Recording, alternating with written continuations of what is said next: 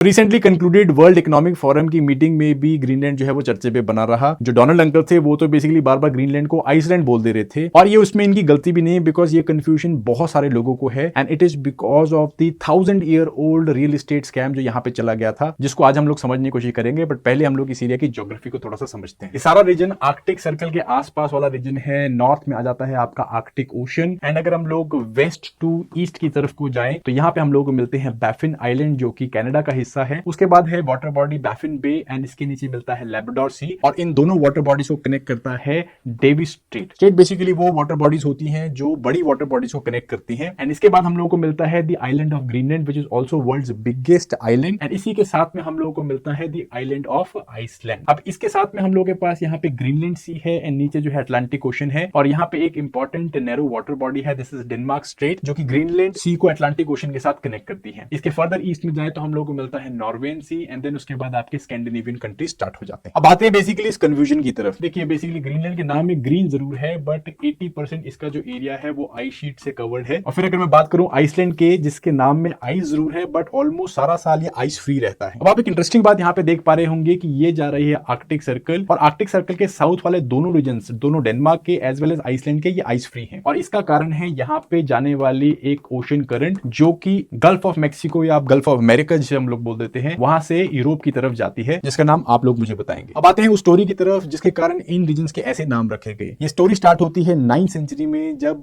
Scandinavian region में Viking communities मिलती थी, और ये Viking communities basically traders, warriors and sea explorers थे। इसी टाइम के दौरान एक वाइकिंग जिसका नाम फ्लोकी था, वो आइसलैंड पहुंचता है विंटर्स के टाइम पे, और यहाँ के हार्श वेदर एंड आइस को देख के बहुत ज्यादा डिप्रेस हो जाता है, और वहां पे इसका नाम उस टाइम पे आइसलैंड रख देता है। हाउएवर कुछ सीजन रहने के बाद वाइकिंग्स को यहाँ पे समझ में आता है कि ये रीजन कंपैरेटिवली ग्रीन है, और यहाँ पे इजीली रहा जा सकता है। कुछ 100 साल में यहाँ पे एक और वाइकिंग आता है जिसका नाम होता है एरिक द रेड। उसको बेसिकली अपने क्राइम्स के लिए वाइकिंग ट्राइब से बैनिश कर दिया जाता है, और वो सेल करते हुए पहुंचता है वेस्ट में एक आइलैंड की तरफ। अब ये आइलैंड जो है कंप्लीटली आइस से ढका होता है, बट अगेन एरिक को इस रीजन को बसाना होता है। तब यहाँ पे एक बहुत ही क्लेवर मार्केटिंग स्ट्रेटजी अपनाता है। ये इस रीजन का नाम ग्रीनलैंड रख देता है, ये सोचिए कि लोग इसको यहाँ पे आके फॉलो करेंगे। एंड जैसा कि आम इंसानों के साथ होता है, बाकी सारे वाइकिंग इसको यहाँ पे आके फॉलो करते हैं, और बाद में उन्हें इस स्कैम का रियलाइजेशन होता है जब यहाँ पे इस तरह के फ्रीजिंग एनवायरमेंट्स को समझते हैं। और ये नाम उसके बाद चेंज नहीं किए जाते हैं, और हिस्टोरिकली इन रीजन्स का नाम ग्रीनलैंड एंड आइसलैंड ही पड़ जाता है। ग्रीनलैंड वैसे तो बहुत हार्श क्लाइमेट रखता है, आइस शीट से कवर रहता है, बट जो सदर्न पेनिनसुला है वहां पे बहुत सारे रेयर मिनरल्स हम लोग को मिलते हैं। एंड ऐसे ही एक पेनिनसुला है जहां पे की एक इंपॉर्टेंट माइन है जहां पे जर्मेनियम एंड गैलियम मिल रहा है, और इसी के पीछे चाइना एंड यूएसए भी फाइट कर रहा था। मैटर ऑफ फैक्ट यहाँ पे चाइनीज कंपनी के पास इसके माइनिंग राइट थे, जो कि बाद में ग्रीनलैंड ने जो है खत्म कर दिए थे, जिसके कारण चाइना ने इनके ऊपर इनकी जीडी से भी 4 गुना बड़ा लॉसूट डाला था। तो आप